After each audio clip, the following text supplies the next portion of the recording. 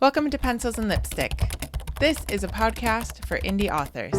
I'm Kat Caldwell, novelist, short story writer, and book coach. Here on Pencils and Lipstick, we're obsessed with all things story, and it is my goal to bring you the writing tips that you need to make your novel come to life. Hello, everyone. It's time for Pencils and Lipstick again. This is episode 277. My name is Kat Caldwell, and I am the hostess of the program. Today, I have Nancy Hastings with me.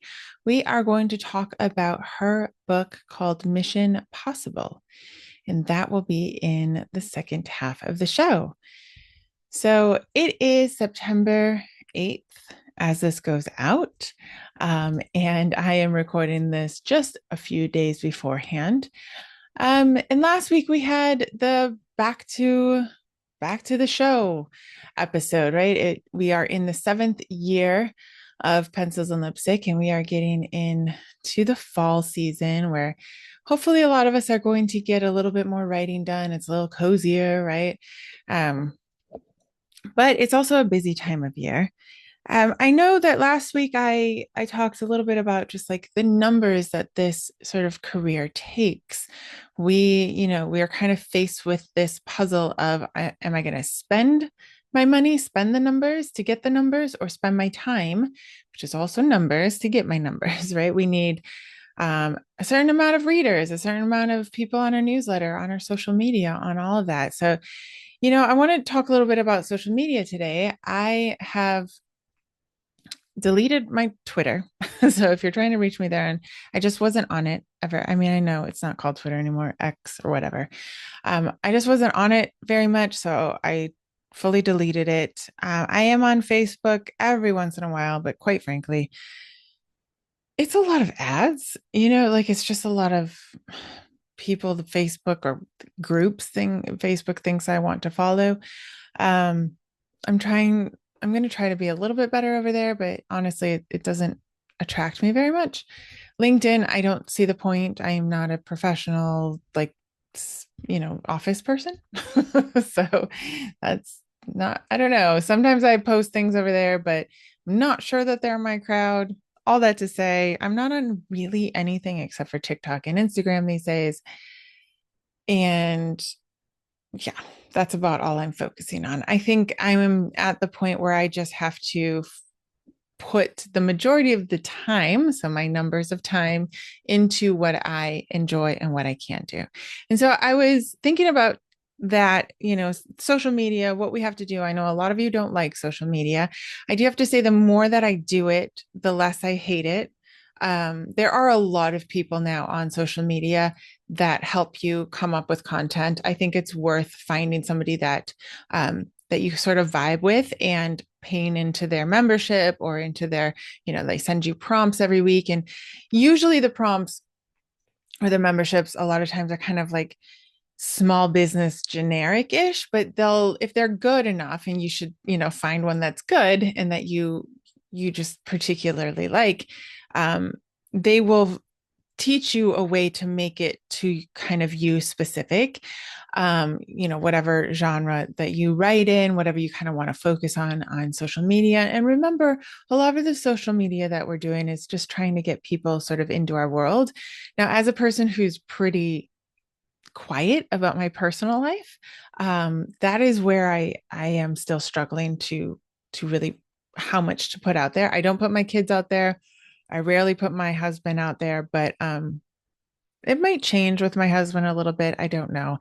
I find it difficult to know how much readers want to know, and really who I want to attract are readers, right? Not necessarily just writers, although I love you all and I hope that you follow me and I'll follow you. But we kind of have to have this strategy behind our social media. That being said, like in the beginning, I had no strategy. I think like the first strategy is get on there and start trying things, and then eventually like really narrow down into some sort of strategy. I'm trying to find the readers of, and especially eclectic readers, because I write several different genres. I'm going to adjust my camera as I'm talking to you all. But little by little in my my life, I have found I need more of a strategy, right? I need to figure out more of what like I'm actually focused on this app. So you will find announcements of pencils and lipstick on there, mostly on my stories. There will be one post a week, about the podcast, and then, just about my books. But okay, so if you guys don't know, TikTok is easier to find followers on, first of all. So like between the two of them, Facebook is easier to get followers. They're just like rapidly following everybody. It does not mean that you have the correct followers. I will say that. Instagram, I think, is a lot, at least for me, much more difficult to get followers, but hopefully they are the correct followers. So did you guys hear about this story where this Australian Bateman, I guess he's a rugby player, something, he actually got a book deal through his book talk, or his TikTok, right? I think, okay, if you don't know the story, let me back up a second. He like started on TikTok talking about his love for fantasy books. He has a really great accent.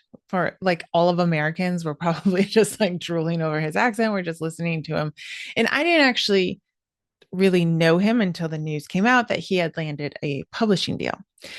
And he had landed a publishing deal not being a writer. Now, you know, so Simon and Schuster technically are like the top publisher that has signed him. And I think Atria is like underneath. Atria Publishing is like underneath Simon and Schuster. And they claim that they forced him to prove that he could write. He had to write like a first chapter and like a summary of the book idea that he had. And apparently on TikTok, he was talking about this book idea that he had, and everyone was saying, yeah, you should totally write that. You should publish it. You should, we're really looking forward to it. And then he committed the sin of actually landing a book deal. Now, he's not nobody. He is a former, I believe, rugby player. I'm looking at this picture here. It looks like rugby. I'm not a sports person. NRL days. So National Rugby League. I mean, that makes sense, right? So he's not unknown first. Okay. So before we all get mad about it, although I do understand why it's frustrating. So a lot of people were upset about this. It's very difficult to get a 2-book deal. Very, very difficult. Most writers go the conventional route of writing and writing and writing and writing, finding an agent, and then trying to find a publisher. But I do not think that we should be that upset and spend that much time being upset about the fact that somebody did it in reverse. Now, that being said, I hope his books are good for his sake, because I think he now has a group of people ready to bash his book, which I also find very unfortunate. I hope that you guys aren't a part of that, because I just don't see the point of this. You all know my take on this. If I don't see the point of reading a book in order to bash it. But I would assume in this day and age, he has a group now ready to do that. He did things backwards in that he talked about his book, or his idea for a book that he claims he's had since he was a kid, which, not an unknown story in the writer's world. And he landed a deal. Somebody found it. Somebody picked up on it. Somebody saw all of his book talk followers. And it's like, he's not unknown. If this guy can actually write, I could make a lot of money, publishing his book idea, because people say they're waiting for this story to be told. I don't think that we should be upset about this. Why? It means that you too can break the norms of how this typically works.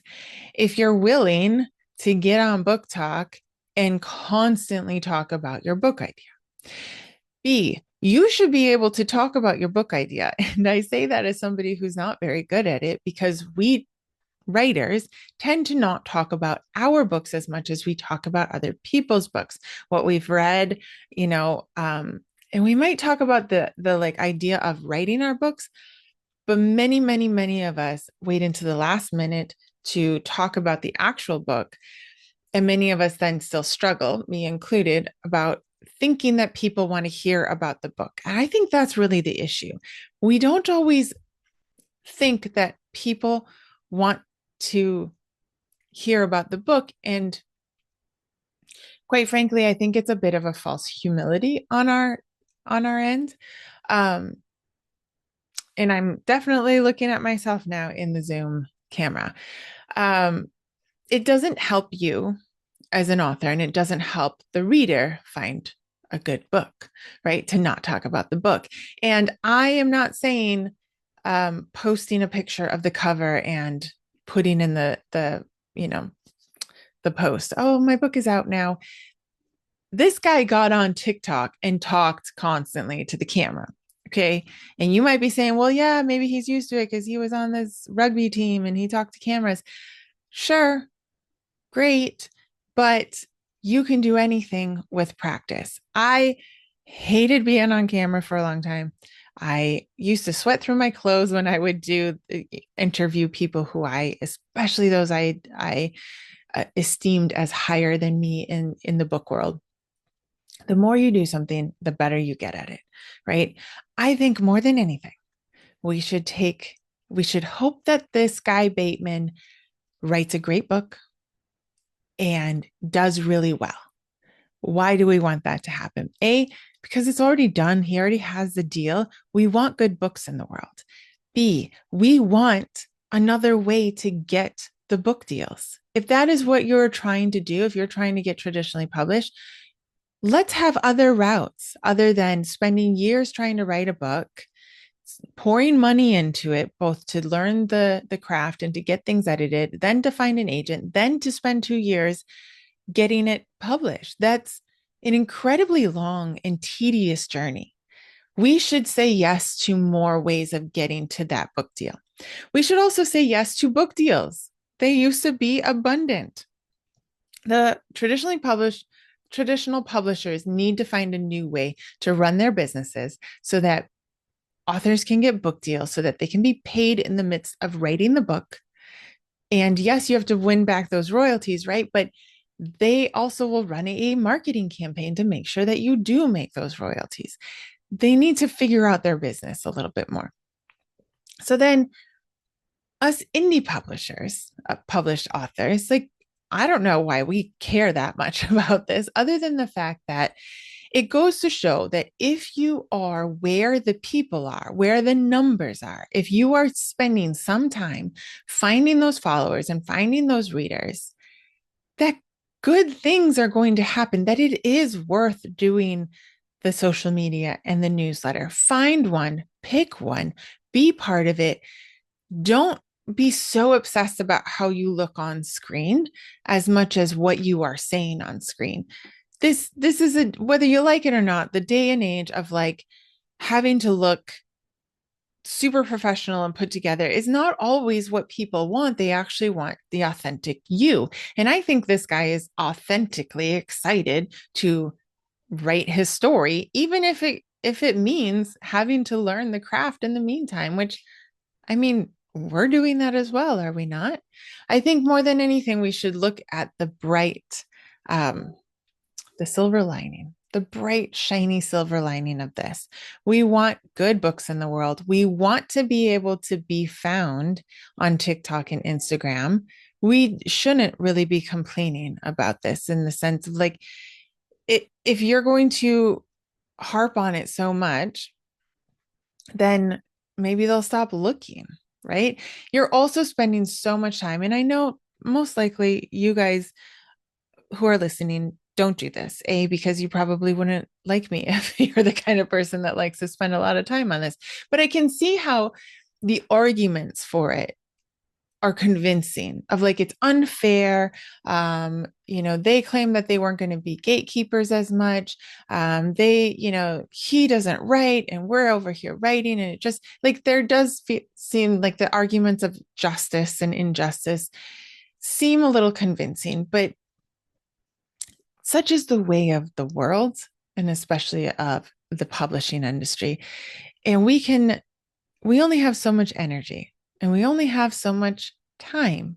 And as I said last week, you're spending your time or you're spending your money and it's all going away, right? Like if you are spending money on publicity, that is definitely going that way. And hopefully you're getting some money back.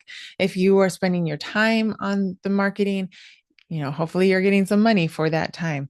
But the energy that you have needs to not be wasted on whether or not it was super fair that he got this or not. I'm sure that you could argue anyone that gets a book deal, it isn't fair. I'm sure they have a leg up everywhere. Let's focus on the fact that if you do practice talking about your story over and over again to TikTok, to Instagram, to Facebook, or whatever else, wherever you feel comfortable, the chances now are higher that somebody will find it and somebody will want to do something more with it. If it's already published, maybe they'll want to translate it. Maybe they'll want to make an audiobook. Maybe they'll want to republish it, like Colleen Hoover. You have choices, right? And you only have so much energy. So let's put our energy into something that is going to benefit us. And I would challenge you to find the social media or the newsletter. Like if you're going to do Substack or whatever it is, find one, put some energy behind it, put out there into the world what your book is, what it's about, talk about it, and do it for a year. Yes, you're going to have to put the time into it and see what happens. I just want to encourage you to always stay positive in a world that, if you allow it to, could convince you that you're up against everything, right? That you don't have the upper hand at all. It's the art world. So I want us instead to focus on the fact that in this day and age, we hold a lot of the cards in our hands. We just have to play them correctly.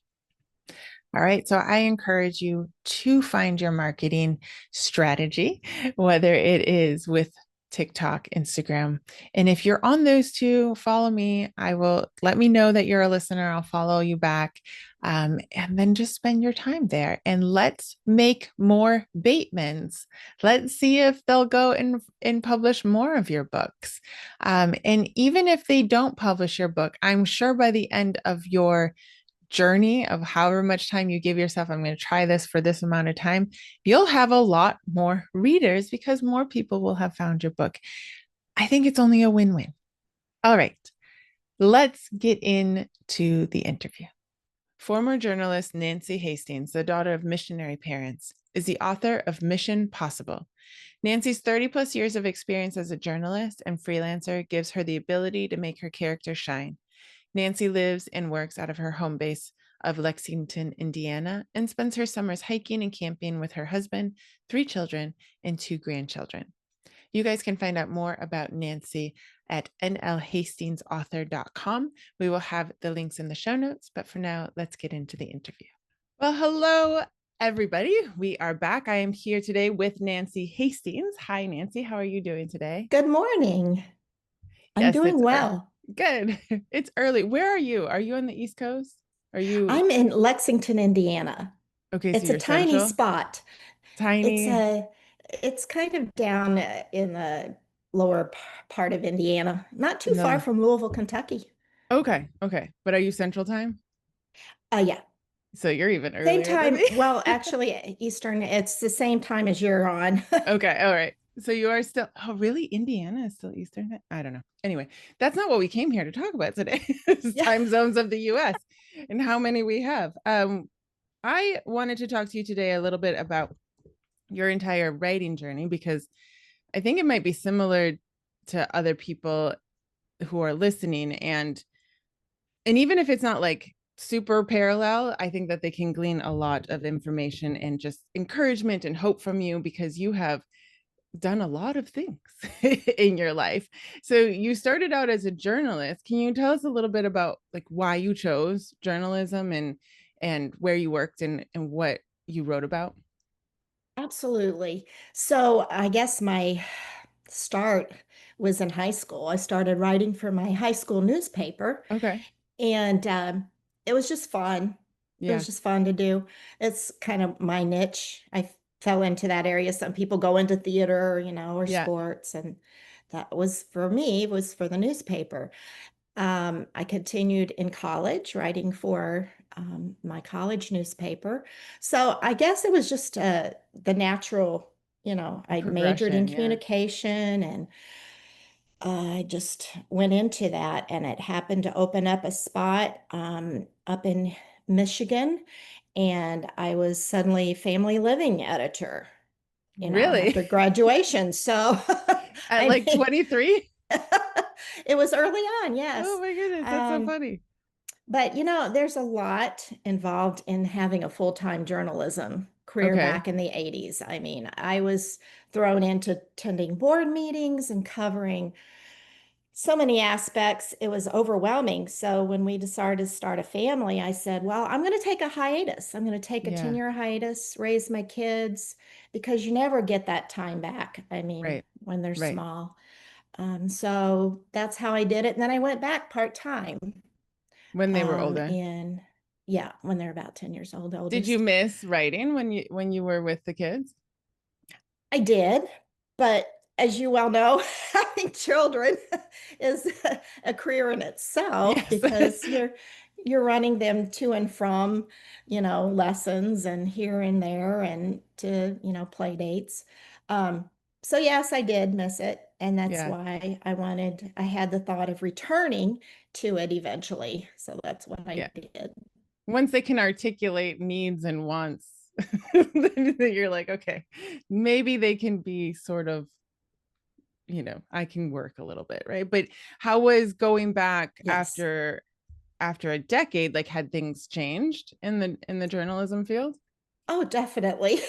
So I started out with graph paper and a pencil and eraser to design my family living page. And Okay. then when I'm back, I'm on the computer and everything's, digitalized. And so, yes, Oh my gosh. very different. But it didn't take me long Yeah. to learn and to Do get you back do into you it. do you like that you had that first experience of paper, or do you think that I it's do. easy? Yeah. I think it's wonderful. I mean, the newspaper business itself, Yeah. has seen so many changes. So I'm glad that I was able to be, uh, you know, to see some of those changes. And then through coronavirus, things changed. And, all of a sudden, newsrooms were dwindling. We went from a Yeah. newsroom of 8 people down to 2 people. Oh my So gosh. you start out having a photographer and then suddenly you don't have a photographer because that's eliminated, and you're a journalistic photographer and you got to learn how to take pictures Good with enough your to own put on. Oh stories. my gosh. Yeah, so I mean, you evolve, you change. Yeah. I mean, that's one of these things that's interesting. I mean, with the conversation with AI and things where people are talking, pros and cons of it. And there's definitely on both sides, there's pros and cons, but throughout the ages, things have been changing so rapidly that jobs have been eliminated. Like it's just Yes. it's you can't sort of find certain jobs. You can't encourage your kid to do certain things because it's just not there anymore. Yeah, you And don't know. it's unfortunate. Like most images are stock images, or most images are from the AP, or whatever that your niche is. Um, Right. and then on the other hand, we get to like publish our own books, and that's a great Yes, thing. So there's sort of these pros and cons of everything. So are you still working as a absolutely. journalist? I am not. So, You're done. as that newspaper kind of went down, Oh, newspapers suffer yeah. because everything's online. There are Right. still a few people that like to hold the actual newspaper in their Yes. hands. Yes.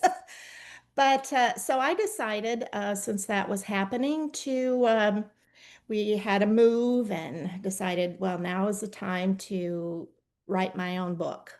Okay. I spent years writing other people's stories, and now Yes. is the time to write my story, my parents' Okay. story. So the way that you chose your first book was to talk about your parents. Yes. So what is it about their story that inspired you to want to put it out into the world? Okay. Uh, well, it's an amazing story. You know, here they were. It starts out, they went over by boat to Brazil. They were a young Okay. couple, What year was and this? that was in the 1950s. That's crazy. And they wanted to go into the missionary field. Dad was a preacher. He had a wonderful church in Tennessee, and mom had all the, you know, furniture and china and everything she wanted in her household. And they sold everything and they went to Brazil, Wow. not knowing Wow. the language, not knowing the culture. So it's just a And very it's not like you could interesting. Google it back then. No, no, no, absolutely not. I mean, they spent a year learning the language and the Okay. culture before they could actually go out into the field. Oh, okay. So the story itself is it's a very individual kind of story. Yeah. It's Yeah. not something that every couple can say that they experienced. No. No. So it was just a lot of fun to be able to put their story on paper because Yeah. I had heard these stories all my life. I had, I had seen them in diaries and journals. And so to bring it to life in my eyes was Yeah. something very exciting. So were you born in Brazil? I was born in Brazil, in Belo Really? Horizonte. So I don't, Yes. so I had all my babies overseas, Okay. but not in Brazil in the 50s. I don't know what that would have been like in Well, any I was the place. baby. I was born in 63, so Yeah, but like, every country is different. I don't know how where they were in Brazil's huge, right? But like that's a big deal for Mhm. her to have just left everything behind back when you couldn't just call. You would have to Right. send a letter and then wait for a letter. No one's gonna like mom's not gonna come rescue you. Like I don't know, you're kind of on your own. You better really like your husband and he better really Yes. like you and Well, and it you was a gotta raise mission of babies. love. I Yeah. mean, That's quite so seriously. that's so cool. So how long were you there as a kid? The time that I remember, because my parents went back and forth on furloughs, they Oh, call okay. it, was my third through sixth grade. I had an American tutor. She was Okay. also a missionary and a nurse, but she taught my brother and I and two other children. So it was kind of, I guess you would call it a homeschool situation. Yeah. We'd Yeah. walk to her house and she had a room with a chalkboard and she would teach all of us through this Calvert course. But that's the time that I can really remember Yeah. because I Right. did not attend Brazilian schools. I learned the language playing with the children on the Right. streets. Right. So, Did they do that? Did you learn English school because they always knew you would go back to the US and so that you had the education? oh, yes, Yeah. yes. I mean, my parents eventually, um, it was my second semester of sixth grade that we returned, and my dad had a church here in Okay. Indiana, actually. Um, So another but big move. Another big move. So, I mean, they wanted my brother and I to experience, I guess, our high school years, our Okay. middle and high school years, as normal as we could. Yeah. Yeah. Because, growing up or living in another culture is Different. different. It's very Trying to different. acclimate into a classroom and when you've been homeschooled, so to speak, is a challenge.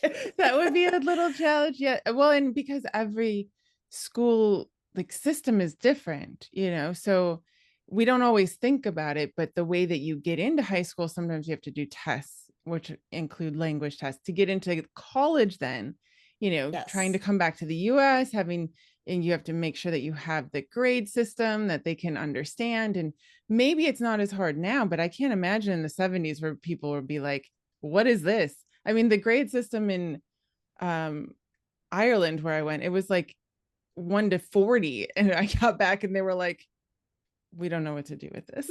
Like, that was not the 70s. So, it's all Yes. these little things that you don't quite know if you don't know, if you haven't been there. Exactly. So, Exactly. as a teenager, I can assume that you were pretty proud of your parents and proud of what they've done. Did you think about like that should be a book? Did you ever tell them they should write a book? They actually wrote down their stories. Okay. And my dad, being an artist, had illustrated some of Oh, those. So cool. um, it was easy for me to, I guess, write it into more of a book form Okay. because they had, putting down the facts. What I Yeah. had to do was put their characters in there because nobody Yeah. wants to read about, okay, they went to this place, they did this and did Right. that. You have to incorporate how the character felt, um, Yes. what they experienced, so that the reader can put themselves in the character's place Yeah. to make it more So interesting. how long did you spend, I guess, researching? So anybody out there who's doing either historical fiction or historical nonfiction or maybe memoir, they probably have the same challenge as you. Like they have stuff, right? Like things written, maybe diaries, Yes. maybe articles. But how long did you, what was your process, I guess, with taking all of that and before actually putting it into the book? Well, I went along as I wrote. Okay. Uh, Being a journalist, you're used to researching, looking Okay. things up. So I would make sure that, I had some things correct. Um, and I guess one instance I can tell you about, my son is a pilot. Okay. And I was telling the story about how my father rode in the Cessna airplane to the interior parts of Brazil.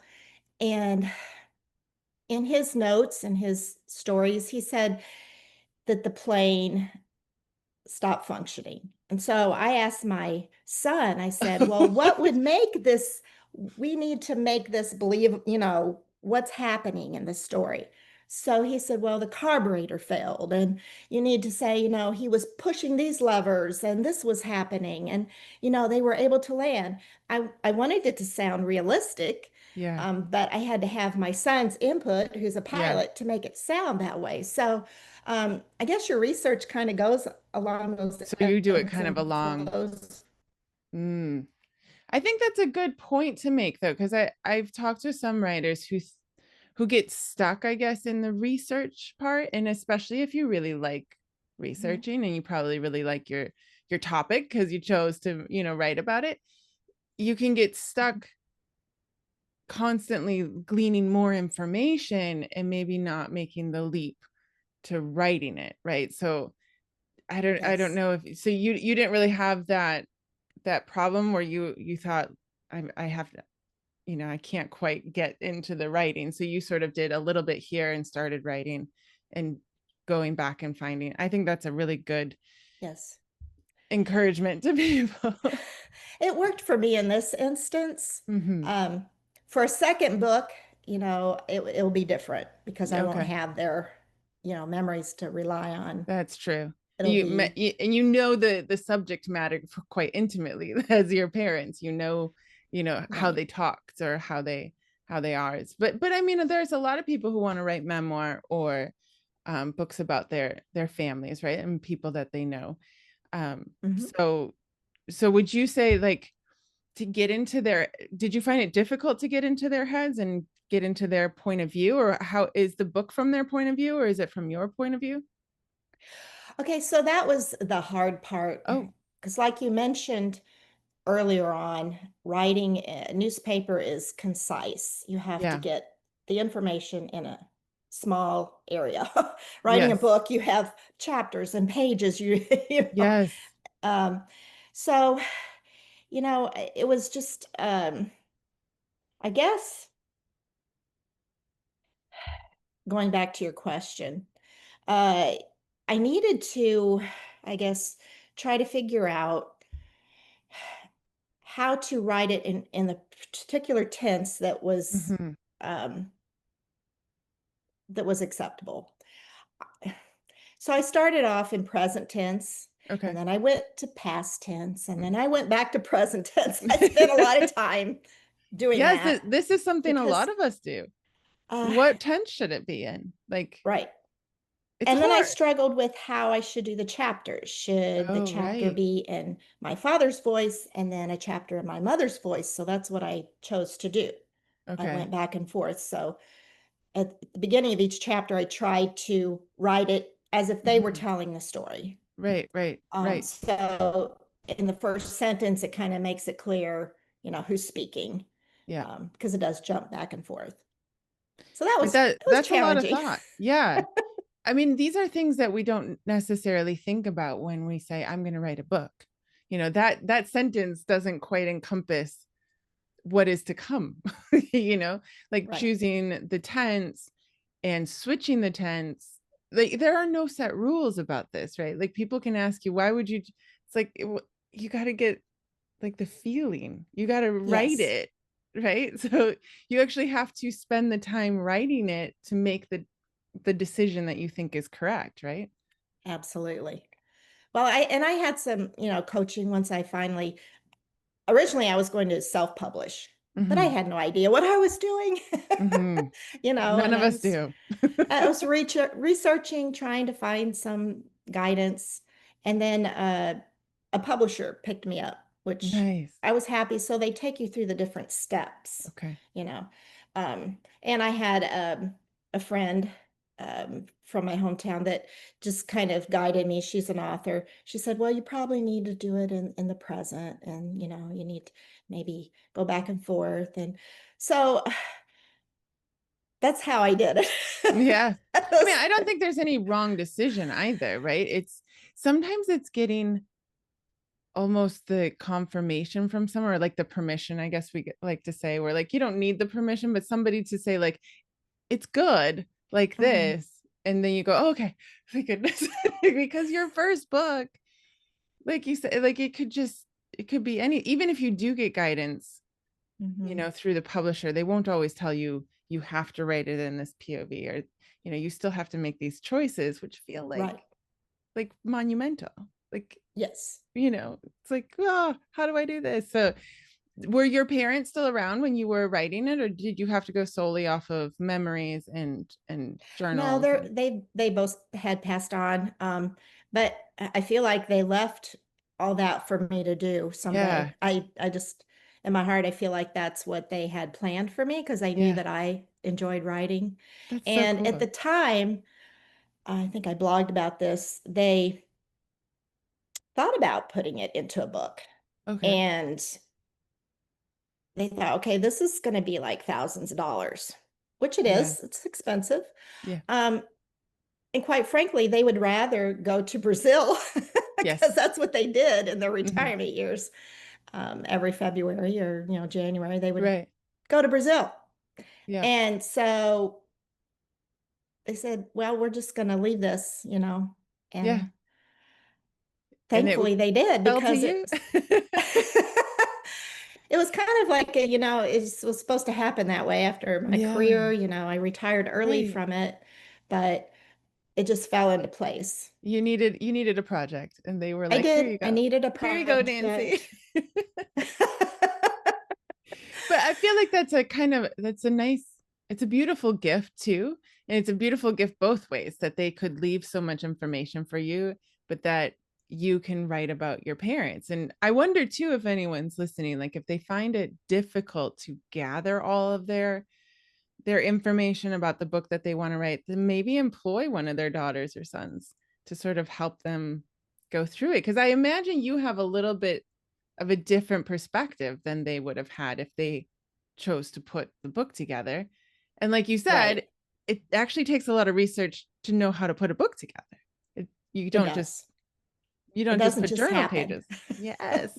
Unfortunately, I doesn't know. just it doesn't just happen.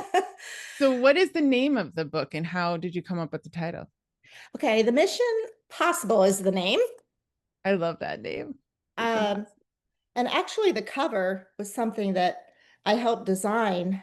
I The name, going back to it, my friend said, well, it was a mission and it was possible. Yes, So I know other people have that title for their books, but they're not copyrighted. So so I always tell people look for it by title and author. to get the Hmm. right one.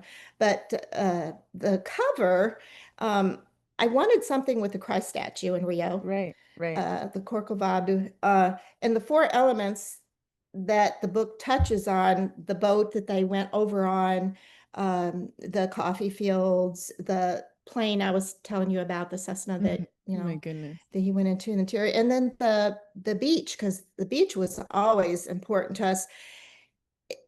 It was a place for my parents to kind of decompress because I bet. the mission field was so hard that a missionary friend said, well, you need to take 2 weeks every year to go to the ocean to That's relax. good advice. Yeah.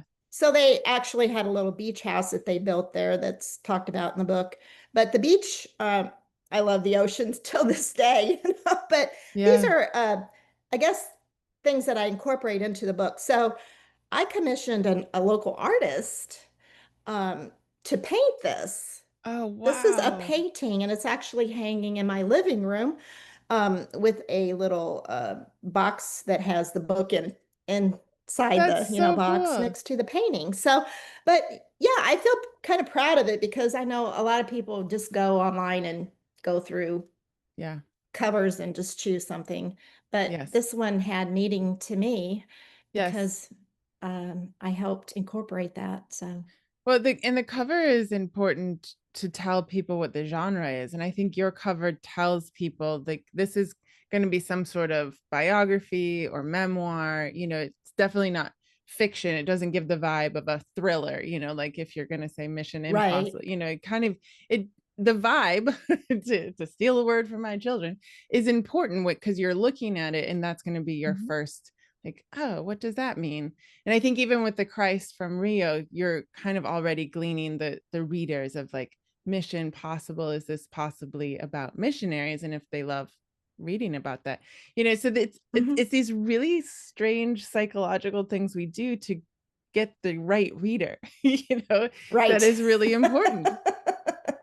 Yes, and I mean, you have to make your cover fit the story. Yeah. So, I mean, that was how I did that. So, I think you did a great job. That's awesome. thank you. So with the publisher that you chose, was it you still had the creative ability to choose your cover and to choose how um, you formatted the Yes. book?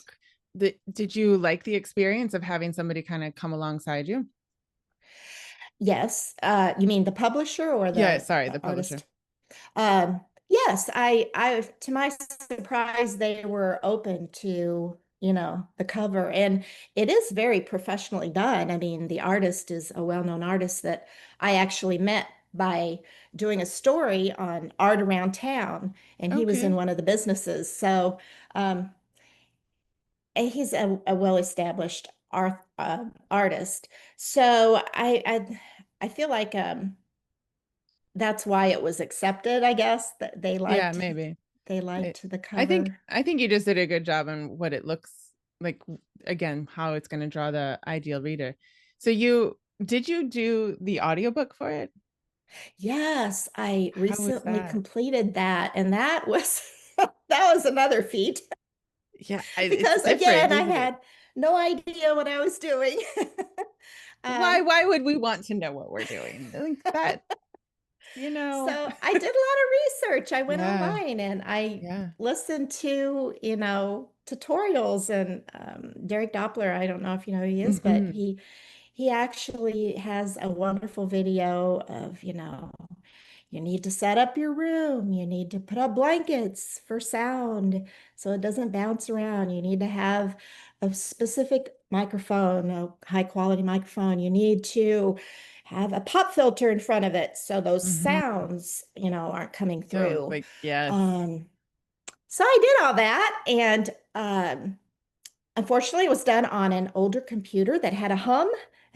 Oh So, no. so they sent it back and they said, you need to get rid of this background noise. And You did the so whole thing thankfully, before they said that? uh, well, yes, I had to, it's kind of like the book, how I did it in present and then past. Yes, And yes. so, I It mean, was your first draft. It's fine. It was your first thought. well, the audiobook was the same way. Yeah. Because they have specific conditions that they want to Hmm. meet, just Right. like a And it's good. publisher. Right. It's good for you because you And you, don't want the reader to be like, I can't listen to it. There's a hum. right, That would be terrible, like, oh no, I want to redo it. exactly. I mean, you want it to go out to all these different Hmm. places Right. um, to be visible. So, I mean, I didn't give up. Yes. Thankfully, I Good had for my husband's expertise to help good.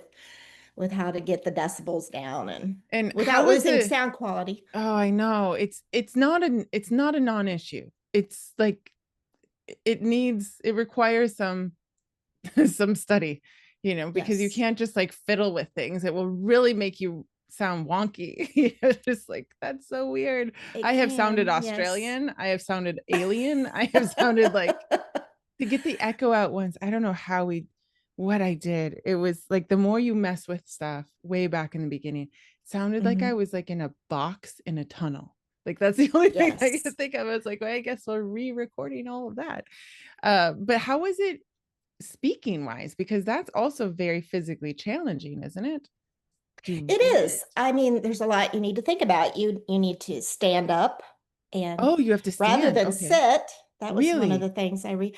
You need to practice, you know, Okay. you read the chapter before you actually read it for Oh, the that's a audio. lot. And you just listen to yourself. And surprisingly, I didn't hate it. Yeah, You I know? know. That's when you Uh, know it's fine if you yeah. don't hate it. Well, the important part is, the reason why I wrote the book is to document that for Hmm. generations to come. We have two Yes, grandchildren right now, a third coming on the way, and um, I want them to be able to read that and see what their great grandparents did. of And now they course. can listen to it in their grandmother's voice. That's So, so so cool. Yes, I I mean, love it's that. makes it authentic. Yes, absolutely. But how much time did it take you, do you think, between like finding all the Two to equipment, which again is not free, to actually sending no, it off? but surprisingly, not that expensive. My Good. daughter likes to sing, so she had a good microphone. She had the That's nice. box. I had to That's get true. You the could always pop filter. borrow. Yeah, I bought the arm, the for the microphone to come out, and uh, so the expense wasn't that much. You just want it to sound quality. Yeah. Well, and I've heard that you have to have like no noise in your room, so you can't have like the fan going or the air conditioning going, and that it Yes, can the get air really hot. conditioner went off every day. So the door was closed because my husband, he has his business, in the Yeah. sunroom in here. And so he's on the phone a lot. So, there's a lot to You're consider both when you. just sweating. It's so hot. I've just heard that it's like hot. Like I follow this one audiobook narrator, and she has her little booth, and she's always like, oh, Yes. because it's just you and your body heat, and you're just so. How long can you keep that up, standing and talking per day? Like, was there any Well, like I suggestion tried to on not do it all at once. overdo If you it? try to do a chapter a day, and my Okay, chapters aren't real long, okay, so I would do it in the morning and then, but that's, you have to edit that after you, yes, because invariably there are so many pauses that you make, and right. you don't want pauses between sentences. And, if you clear your throat or if you happen to sneeze or you have to take that out, re-record it and Oh ah, my goodness. it takes a while. So I Yes. try to do a chapter a day, which Okay. seemed to work for me. Okay. Well, So I can after imagine about it's 2 or 3 months. okay. So 2 or 3 months to do it. Like Yeah. I just Yeah. every time I try to read out loud, I make so many mistakes. It's so funny how like it takes me quite a bit to get through it, to not stumble on the words. It's just you never Yes. realize like how difficult it is until you actually start doing it. So I commend you for having done Exactly. that. But Thank you. it's also good to know, that it is possible to do by yourself and really Yes. to have it now, having spent the few months doing it, like you said, they get to listen to their grandmother read it. Like that's pretty special. And the months have already gone by, right? Whether you did it or not. So it's Yes, pretty cool right. that you did it. So you would say it's worth it, especially if it's like a memoir or a biography. Like we're just encouraging Absolutely. people today to do it. Yes, absolutely. Go for it. I mean, a lot of people don't like to hear their own voices, but It if you is a work at it, exactly. You gotta kind of get past it. It's like the selfies, we're not of the generation of selfies either. My kids can do it all day long. But yes, as you're marketing or whatever, people want to take a picture of you with the book. And you just have to, the more you do it, the more you'll be comfortable with it is what I tell absolutely. everybody. So Yes. what would you tell somebody if they are kind of in the middle of writing a sort of a memoir or a biography or something based on historical fact? What do you have any advice for them as they're like at any stage, I guess, of trying to do this whole giant process of writing a book? That sentence is so small compared to how much we do. Well, I guess don't get discouraged. Mm. You know, keep at it. Yeah. Um, Block out time each day to do writing because Yeah. there are always going to be things crop That's up true. to get in the way. Um, uh, I guess also just try not to put yourself in a box. Let your Mm, characters feel things, you know. yeah. Um, put yourself in their place, be empathetic, and let the personalities come through in your writing. Yeah. That's a good idea. It's Yeah. important. Sometimes we just have to sit with them a little bit, don't we? Yes. And how I always like to ask this question, but how much did you have to toss? How many words did you have to toss? Because I feel like a lot of writers are very well, we don't like tossing words. I feel like we think it's maybe a waste, which I always tell people it's not. That's my opinion. But Right. I also think we have a tendency um to think that it should be more or less okay from the time we start writing. So how do you feel about the you know how much you had to toss, or maybe it wasn't much with your experience, or like what you would tell people about this maybe perfectionism, or it should be right the first or second time around? So you're asking how many Like the editing extra process, I words guess. The the drafting editing process and the process. Well, thankfully through my publisher, they would come back with all the red marks, yes. use find a different word here. Yeah. This isn't needed. This is too long. Or Mm, so, I mean, some of that, bothered me because it's my own voice, but uh, in most instances they were right because they know what they're okay. doing. Right. Um, so yeah, there's a lot of tossing that Yeah. needs to be done in the whole Yes. editing process. Absolutely. How did you get past those feelings the first? Because I don't, I always tell people to just take a minute because because it still feels personal. I don't know why. Like I always have my fingers crossed, like there aren't going to be a lot of red marks this time, as though it matters. Like I don't know why we put a lot of our identity maybe into how many red marks there are, but it still Right. hurts. Oh, absolutely. I remember being back in the newspaper in the newsroom back in the 80s, and we actually had uh, a copy editor. She would go through and mark things up. Of course, her job was eliminated, but Yeah. just to have that paper come back and have all those red marks, and you need to, take this out and check this name. And um, so I was kind of used to that, really, Okay. having my background. Yes. That's But helpful, I think. yes, yes. I mean, you want to be concise, you want to be correct. You don't want to spell things wrong or use something, Right. that's going to trigger, the wrong thoughts but you also have to have confidence in what you're producing. Yes. You have to Yes. know that it's going to come through It is a the way balancing it act, needs isn't to. it? it, Yes, when you were absolutely. writing, did you have a certain way, especially with your newspaper background? Like, did you have like a certain word count that you wanted to get to, and you just sort of were concise from the beginning? Like, what was that process like to get that full book done? Like, were you very did it help, I guess, to be a journalist where you were like, okay, today we're doing this chapter, this is how we're doing it, boom, pretty good from the beginning.